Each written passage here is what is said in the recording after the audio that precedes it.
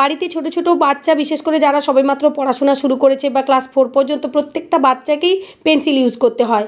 আর পেন্সিলগুলো ওরা এতই শার্প করে, সেই পেন্সিলের মুখটা ভোঁতা হোক বা থাকুক না থাকুক, সবসময় ওদের ওটা অভ্যেসে পরিণত হয়ে যায় যে শার্প করতে হবে। আর বিছানায় পড়তে বসুক বা স্টাডি টেবিলে পড়তে বসুক, পেন্সিলের শীষগুলো আর ছেলাগুলো এদিক ওদিক পড়তে থাকে। তো মায়েদেরকে একটু নাজেহাল হতে হয় পরিষ্কার করার জন্য। মেয়েকেও বানিয়ে দিতাম, পুরনো একটা ছিল, ছেলে ভেঙে দিয়েছে, তাই মেলা থেকে 10 টাকার এই বক্সটা কিনে এনে ওর মধ্যে শার্পনারটাকে আঠা দিয়ে চিটিয়ে লাগিয়ে দিচ্ছি।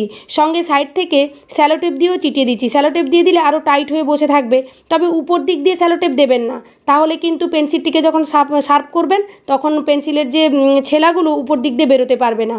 আর এইভাবে একটা সরু রড নেবেন, এই যে গোলটা দেখছেন এই গোলটাকে কেটে নিতে হবে, তাহলে পেন্সিলটা এর ভেতর দিক দিয়ে ঢুকে শার্প করতে সুবিধে হবে।